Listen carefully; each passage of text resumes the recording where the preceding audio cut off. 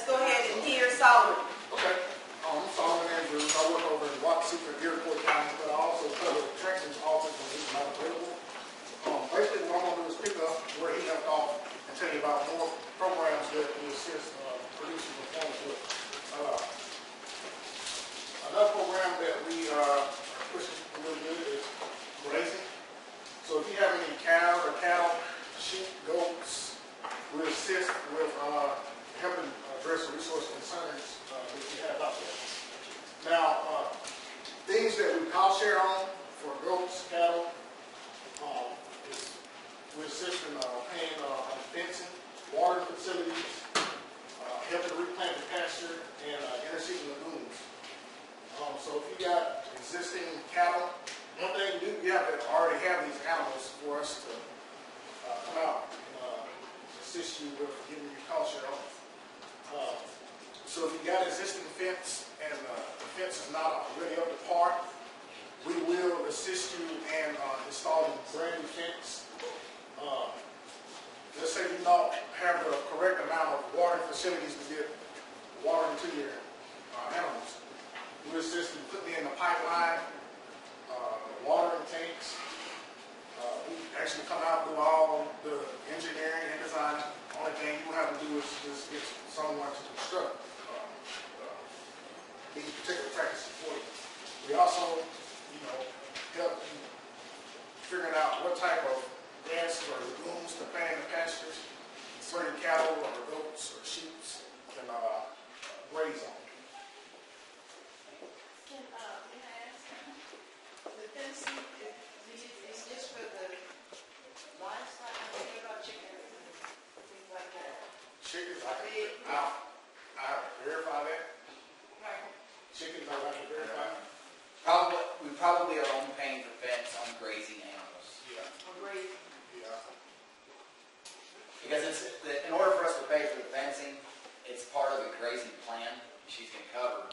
But I don't think we can write on those for chickens. But maybe somebody can. Chickens graze. Yeah, graze. But I don't know how to write a prescribed grazing plan for chickens. So that's what you got to find out. Somebody might. I can ask. Oh, you got homework. That's right. You got homework.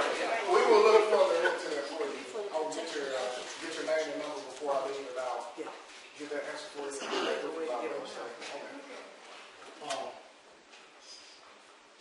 We also assist with the feeding areas. When cattle or your animals are grazing in one area, they tend to make a big mess, create erosion. So what we would do, we would put some gravel or some type of textile down, and then put the gravel on top of that to help create a big mess, as you can see in that top picture. This is kind of a before area, as you can see. After you got about 15 or 20 animals standing there for a while, you're going to have a big problem after a while. So kind of what they do is put some gravel and material under that gravel to kind of stop that erosion. Let's say you got on your farm, a lot of farms have streams. They run right through their farm. And let's say the cattle need to get from one area to the next area. We assist with designing and engineering a stream crossing. As you can see there, pretty well designed and make it nice and neat. And as you can see here, we kind of fence this off. The reason for fencing that off is because we don't want to get the cattle in the stream. Once you get cattle in the stream, cattle's poop, and poop gets in the water, in the stream and the water system, and then that's contaminating our water. So basically what we're doing by putting these fences is kind of protecting our water sources. So that's the whole purpose of fencing that off. I have a question. Sure. Is there a limit on the minimum herd stock? You just have to have something. Two. Okay, you can't turn it down. As long as you got something, but you can't have nothing. That look like my spot right there where the animals stand. The last picture, I deal with that. Because they, just all the ground is just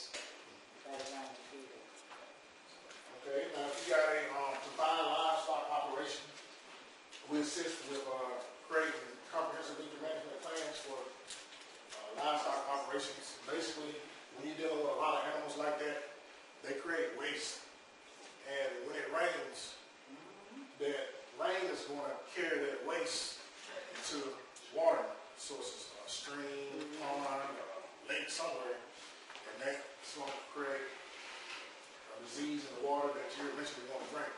So basically, when we do a comprehensive nutrient management plan, we're going to help create ways from getting wasted water. We actually, comprehensive nutrient management plans are actually fairly expensive to write. You have to get a certified person to write these plans.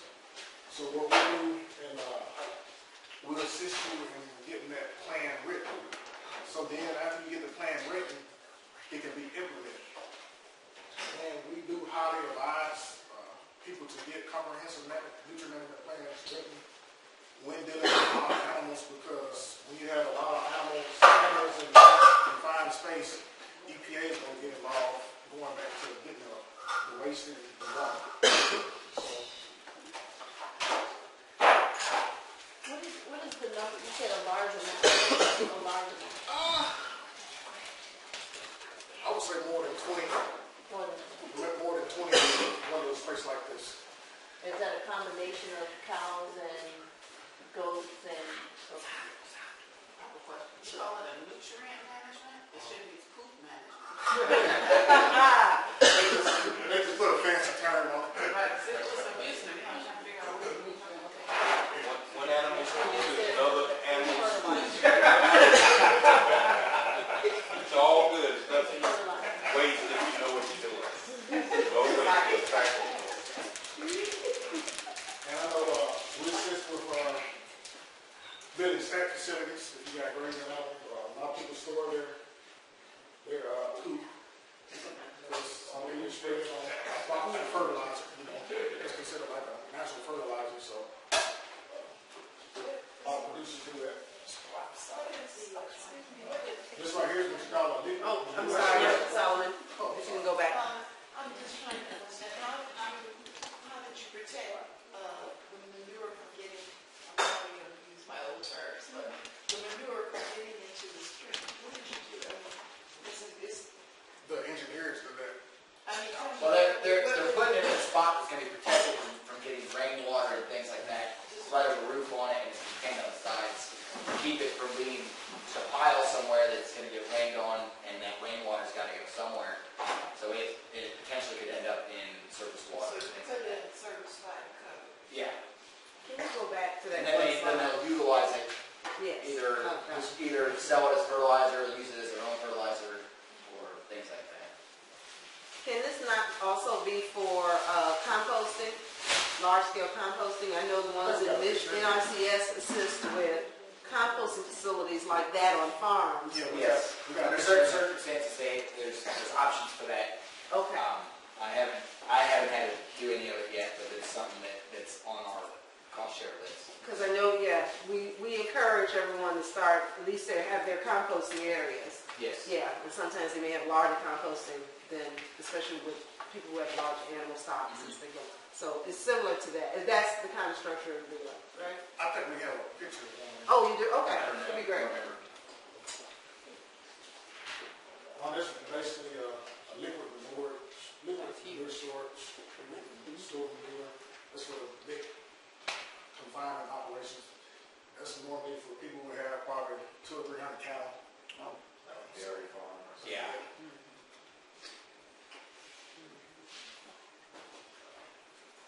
Just basically. This is what they're doing when they're putting those roofs and stuff. They're controlling the water with the gutters and everything to keep it from hitting the manure and running off somewhere else. That is kind of outlines that. Yeah. Takes the water somewhere else. Hold on one second. Okay. Downspout is going into the waterway. And where's the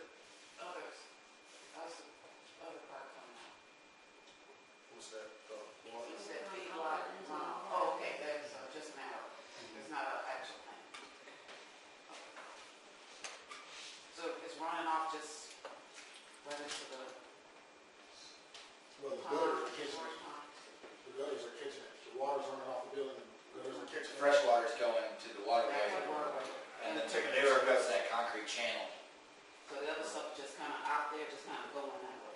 It's not going into a pipe. No, it'll go into probably a surface drain into a big lagoon or something like that.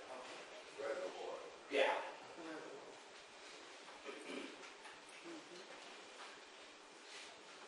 Any more questions on that particular slide?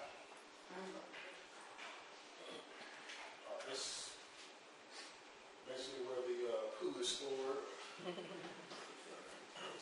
Every time it's on it. It kind of, I guess it kind of filters, they kind of design a filtering system for it. And then someone will come with a tractor and haul it off. It's kind of interesting. So keeping it out in the sun like this is drying it out. And then they come and scoop it up and bag it. But in the house that's behind there. This is where a lot of cattle are stored, or in that Okay. particular, they're eaten, or.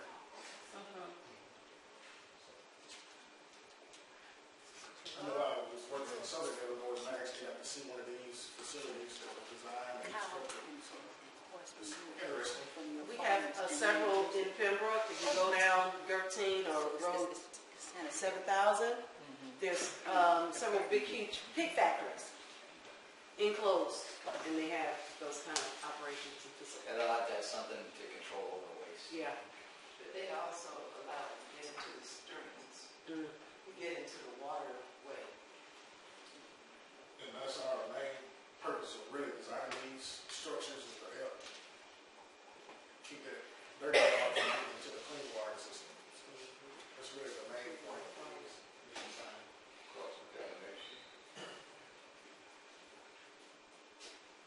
This is basically a composting facility.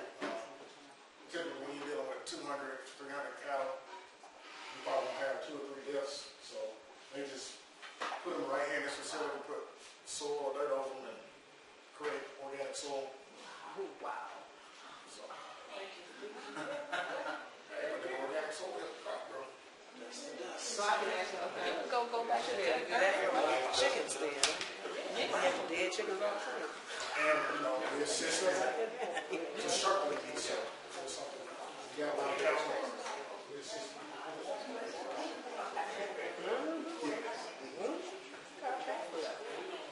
And they assist. Wow. You understand this? You understand total farming. Because all life is based upon one set of living creatures eating others and eating manure from others. It all goes around. Start with the bacteria. You need to understand composting. That's what it's all about. But, you know, out here, It's quiet. Yeah, Like, I I don't want to go for them with a chicken chicken operation. operation. human manure out here. See, I want to And make sure we the just, self-drive do you it know, undercover. See, spreading I want it to pay tax. everywhere on the farmers. And it, you know, it had not been, That's the problem. yeah, with compost, it had not been changed in any way, it's just a raw sewage. And that was a real, real big issue. Now they're still doing it, but it doesn't smell like it was. Some of you people know how it used to be. Oh yeah, we stopped. The farmer family members tried to put a stop to that. We did one year and stopped them from hauling the sludge. It was sludge they were bringing down, Yeah, biosludge from Chicago area, and we stopped them from bringing it into the community. Well, when I was township. Yeah, she was supervisor. Yeah, we fought about it, but they stopped for a while, but then they're bringing it still out here. But they have a new, you know, it's changed the system. I don't know what they process, son. You don't have that horrible odor, which is all over. So where do they put it? I'm trying to. What? Where do they put it? On fields, big conventional farmers invite the Chicago to bring the sludge onto their fields as fertilizer. What's in the sludge? Well, it's everything you throw down the toilet, everything that goes into the toilet system in Chicago gets into the sludge. From medications to whatever. I'm a Chicago German farmer, so what the sanitary district years ago, she was saying raw sludge is not total process. What they used to do, they would process it, burn it, and it looked just like, coconut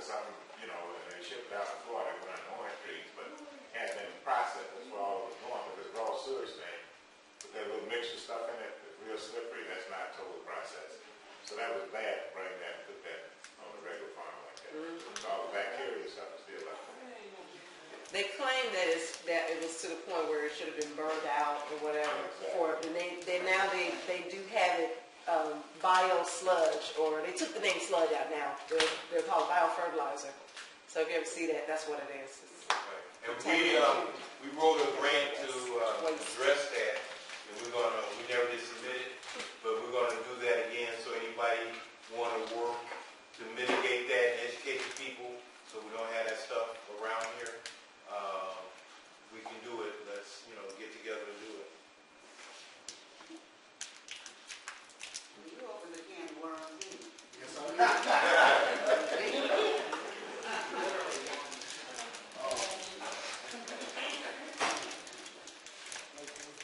So a lot of people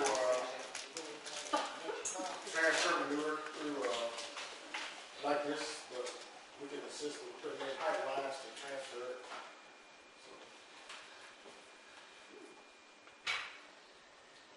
Right now, we'll talk about forestry management. If you got some acres, you got a lot of forest, Timberland.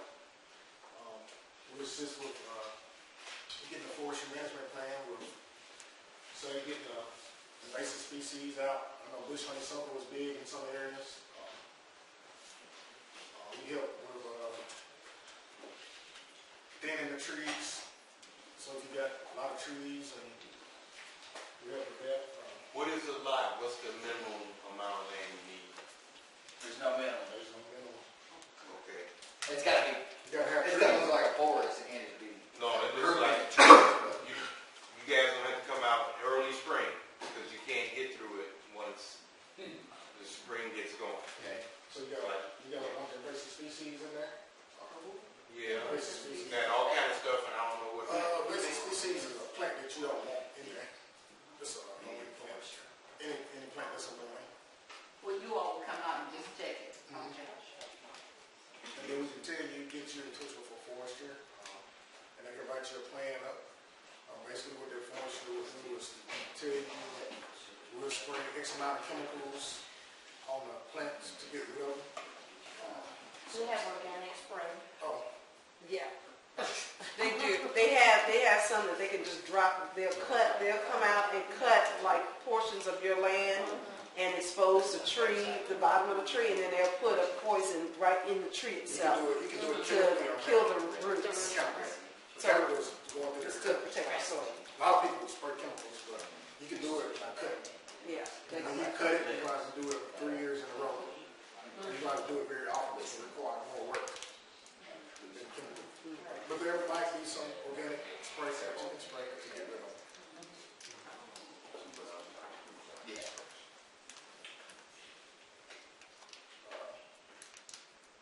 This is basically what I was talking about. There is burn plans. You can get someone to do burn plans for you. Now, we're not actually out there on site when the burn is being done. We just do the plan. Some interaction. They have actual burn prescription will outline everything that you need to do the burn. It'll have a contingency plan in case something happens, emergency numbers, things like that. Those are things that REC can help figure out, but we don't go and actually do the burn. They won't let us. Yeah. I would suggest that there's great ways of recycling wood, making biochar and other stuff, and I would not suggest anybody burn. I think that's a waste of good resources that can be made into fertilizer and other things. Well, although you do burning it to make the biochar, but you utilize Yeah, it. that's more control when you're going to get a output that's input to something else. Right. It's smoke and ashes. Burning also gives you potash too. It's a potash. You can save some of that wood and sell it. I wouldn't burn But the other part of it, especially in this community, you have to be so very careful with the burning because it's a pole community. Yeah. Which happens every April. Happens every April. Every April. I always look for a big old fire coming my way. Excuse me, what type of trees you limited to? I mean, you say tree planting, so that's called share. What type of trees? You know what I mean? Are you limited to certain type of trees? Mostly natives. We wouldn't do anything. Like conifers or something like that? Yeah, they can be in there. Okay. Depends on, it's gonna depend on what your goal is. I mean, if your goal is wildlife habitat, and there's So certain like trees that are Christmas better than trees that, or something like that? then it's just all depending on what your intentions are. Okay, so this won't be the windbreak. No, windbreak would go under it. Okay, good. But this be like evergreen, you know, conifers, you know, This would be, blue spruce. if you things have like that. a forest that is not up to optimum levels as far as what you need it there for, whether it's you want to take timber production off of it, or if you have wildlife habitat that you want to improve, the tree planting would be to meet that goal. So if you don't have any oak trees and you want to increase the deer on your property, then we would help you with planting oak trees. If Christmas trees. I don't think Christmas trees is gonna qualify. Evergreen.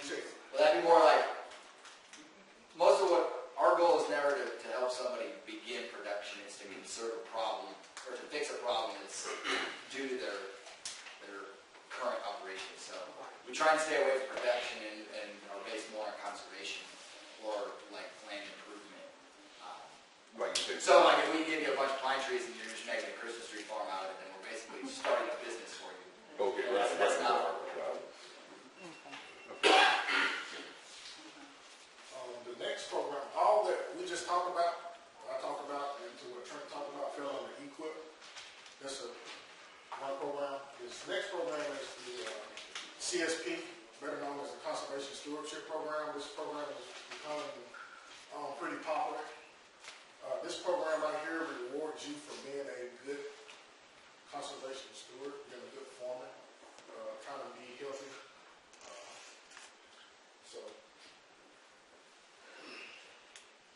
we want to talk about that. Question? Before you go on to some more, can you please say what EQUIP stands for again? Environmental Quality Incentive Program. Yes. I'm sorry, it wasn't a test. Yeah, well, maybe. We got a lot of acronyms. Now I'm talking about CSP, it's Conservation Stewardship Program. Basically how this program works is, are you willing to commit time to inventory, document, and conservation activities that would assist? Basically is, are you willing to put your land in a contract for 5 years?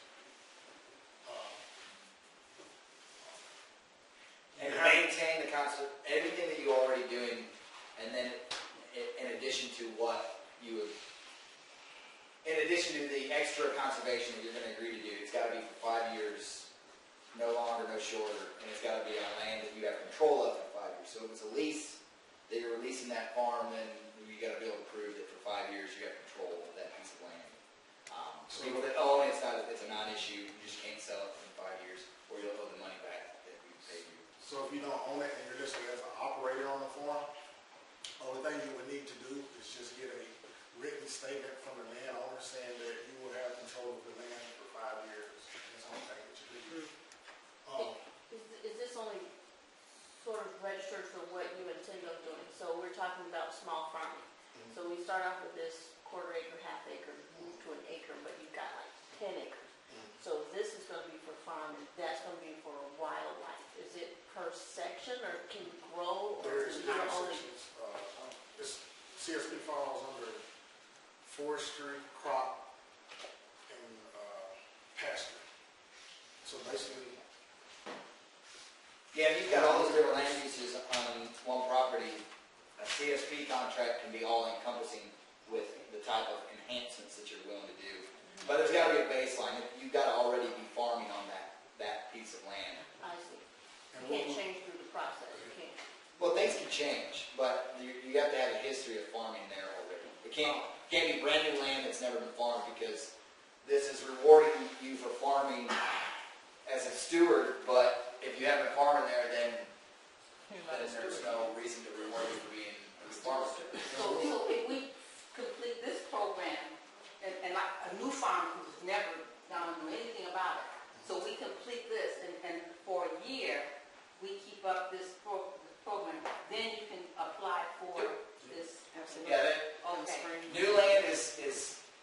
is not applicable for this program, but new land that is not new land anymore after one full planting and harvest year. So if it's brand new land this year, you're planting in the spring, next spring you can come and apply for this. And what we do is we give you a list of enhancements to choose from. You at least have to choose one enhancement.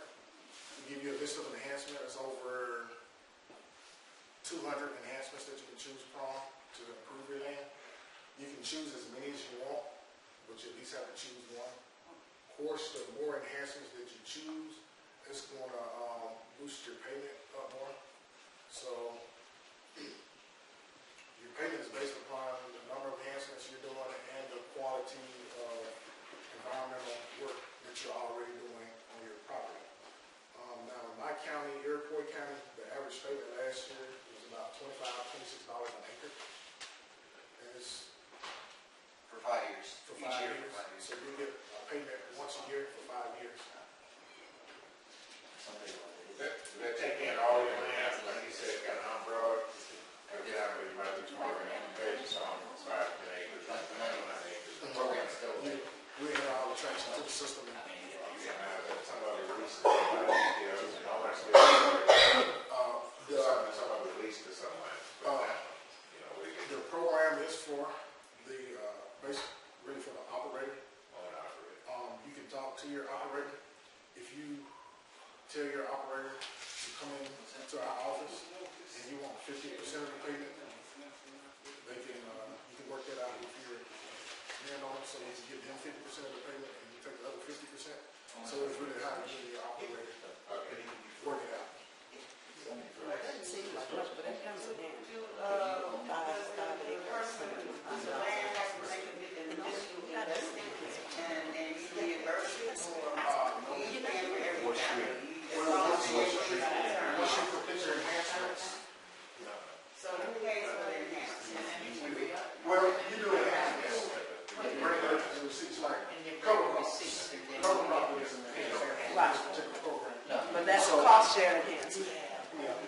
So if you plant cover crops, the only thing you have to do is bring in your receipts where you purchase your cover crops. And then we will make your payment for that year. So basically, you can do cover crops under CSP or EQIP that we talked about before. So it's, and the EQIP program is so competitive that I have a lot of people want to come in and do cover crops. I have them sign up for the CSP program to get their cover crops on the ground. Because I guess there's more funding for CSP than there is for EQIP. So.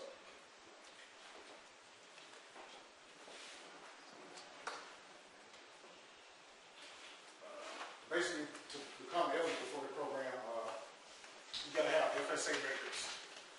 FSA office is located in the same office as NRCS. They're normally right across the hall. Really, to get FSA records, the only thing you need to do is bring in your deed, and then for your property, they will give you a farm and tract number. You don't have to have a farm and tract number to participate in any program that you do with the USDA. Yeah, that's the first thing that if you don't already have a number and you want to start applying for these types of programs, it's the first thing that needs to be done is to go to the Farm Service Agency office in your county and get a farm number associated with you and a tract number associated with your piece of land. Because we can't enter any of these applications for this money in unless you have those numbers. And then it'll take less than a day to get a farm and tract number once you bring your deed in. Yeah, you just gotta have the right documentation. That's where the hassle comes in. Like you say again, the program for CSP is 5 years long. You have to be in compliance with poly-erodible land or wetland. And you must have an AGI. And the AGI and all those forms are handled through FSA. AGI, meaning. There's limitations on income so that we're not paying really rich farmers Just money. gross income. Yeah, it's if you make more than $1 million a year on farming, then you're not allowed to participate. Man, I can't do it then. Oh, man, that knocks us out, Bobby Lewis. And particular land that is available for the program is private or tribal agricultural land. again, you must have control of the land 5 years. Land ineligible is basically programs that are in CRP, WRP, or GRP. Basically, if you have an easement with the USDA on a piece of property, then we're not gonna pay you, we're not gonna pay you twice for it. And I'm going to talk about CRP in a little bit, which is Conservation Reserve Program. WRP stands for Wetland Reserve Program. Basically, if you got wetland on your property, and you got an easement on that, you can't sign up for that particular program. GRP is Grassland Reserve Program. It's basically if you got a cattle operation and you're doing some type of grazing.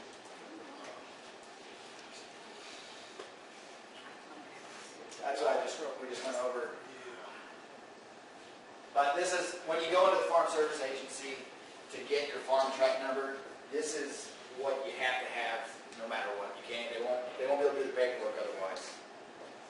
So Social Security number, your contact information, if it's land you own, bring in a copy of the legal deed, or if you have a survey done at some point, you bring a copy of that because they got to be able to, on the computer, draw out the property lines. And they're going to give you a map. Put your acres on that map. Yeah. So that's included in having you guys come out with the assessment. Well, I mean, we can come and talk to you on the farm without doing any of that, but if you want to apply for our programs, to be eligible for any of that, you have to go through that So process. you guys tell the farmer what they should apply for based on what you see, or do they have to do? I mean, technically, it's up to the farmer. I mean, I don't tell anybody what they have to do. Give you No, but they recommendations. have to, they have to. Well, no. But I mean, I'm not going to make decisions based on anything like that. But I mean, I can give So you you say all the you need a options. windbreak here, and we need Yeah, that type of thing, yeah. that, and we need this. Yeah, and there's certain programs that are better for each type of thing. Yeah, that's the guidance that we get. Or if you have identified problems on your farm, you have a wet spot that you know you cannot plant anything in, or other issues that you know already, you can talk to your NRCS person and say, I have these issues. What can you all do to assist me with these issues? What programs are available to assist me with addressing these issues? And that would be the better way of asking. Because there's so many different programs. Yeah. It's confusing for us, and we're supposed to know it all. Yeah, so. What is your website? Can we go on You just get on and look for Illinois NRCS.